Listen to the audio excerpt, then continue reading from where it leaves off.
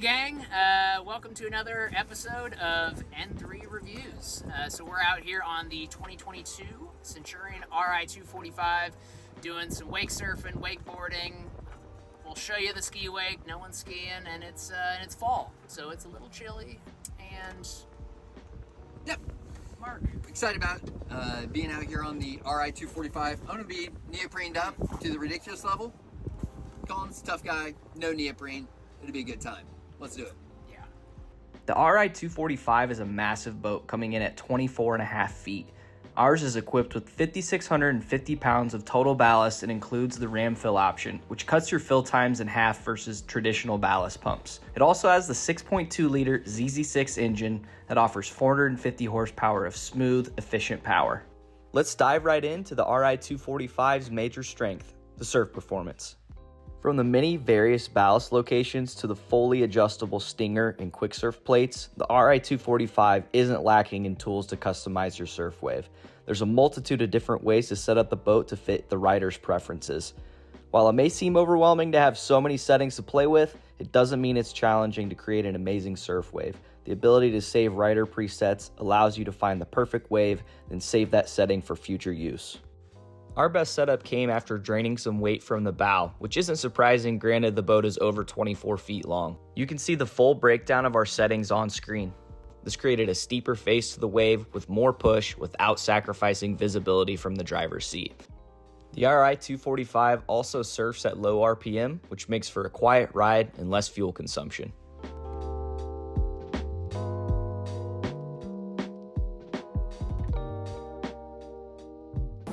All right, so you just got done surfing. Colin, what did you think of the Ri245 surf wave? I loved it. I mean, I think the way I like to surf, which is almost all over the place. I mean, I like to go in and out and cut out wide, but not lose my push. That's what I felt like behind the Ri245. I had plenty of room to be creative, but not really lose my push. Whereas some boats, if you go just a little too far out of the wave, you hit dead stop and you lose all your push. Where I feel like the area of push is pretty wide on this boat, and I felt like I had pretty decent length. I mean, I was pretty far back there. One of the things I noticed when you were surfing was when you got down to the bottom of the wave, there wasn't really a trough, so you didn't really run the risk of dipping the nose. That's it. Did you even notice that, or it was just a nice clean face? To be honest, I didn't really even think about that, but now that you say that, it does make a lot of sense because, and heck, going back to what I was saying on the Ri230 about it being super smooth coming from the boat into the wave, I think it makes everything a little more gradual as far as your surf experience goes.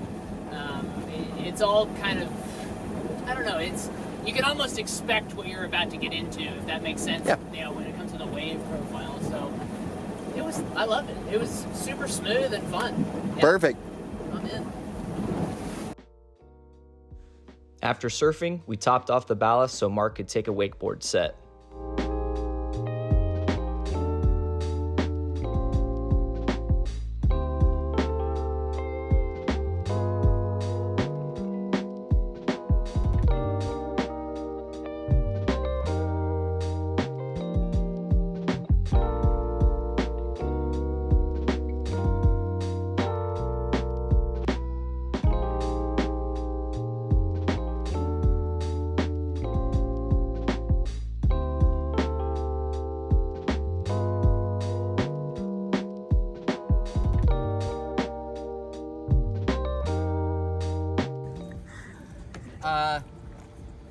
That wake's good. I like it at 72.5.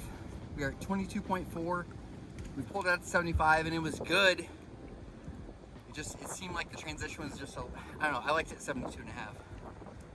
The boat didn't really tilt. Once we were a little balanced in here, it was good. Lots of lip, really nice landing. I got past the second wake, which is weird for me, and it was still a nice down ramp.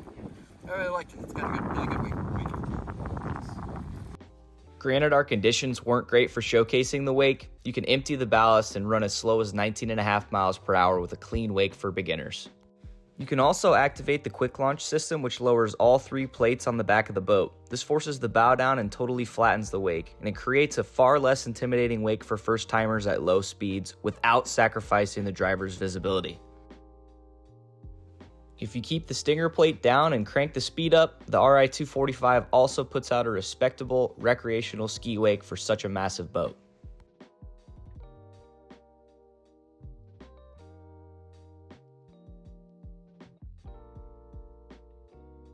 Well, there's the Ri245. Wakeboarding wake, really good. Surf wake, really good, customizable with all your stuff. Yep. We got to see what we've determined as a Grom wake, the ability for the boat to go really slow and make zero wake. Got a little shot of the ski wake. Hey, it's a 6,000 pound, 24-foot V-drive with a deep V. What do you expect? I think it does a pretty good job with the silent stinger pushed all the way down. What do you think, Colin? I mean, I enjoyed the Centurion line in general, really because of all the options you have and what you can do with it.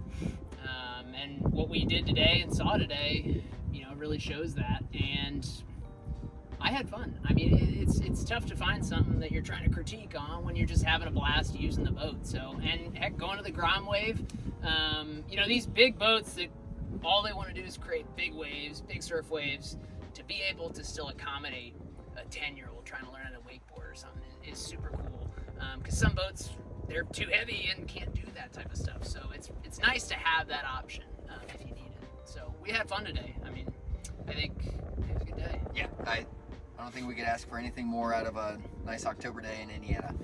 Yeah. Well, that's concludes the review of the Ri245. If there's something that you'd like to see out of these reviews that we're doing, any boat that you'd like to see that we have in our lineup, it's really easy for us to do.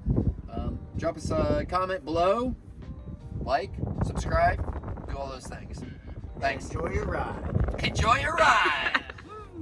The Ri245 is impressive. The wake performance is amazing, and it doesn't come at the expense of passenger comfort, poor driver visibility, and high fuel consumption. It has a refined feel on the water and goes right at the neck of its competitors. If you're shopping for the likes of a Malibu 24MXZ, Mastercraft XT24, or Supra SE, the Ri245 should most definitely be in consideration.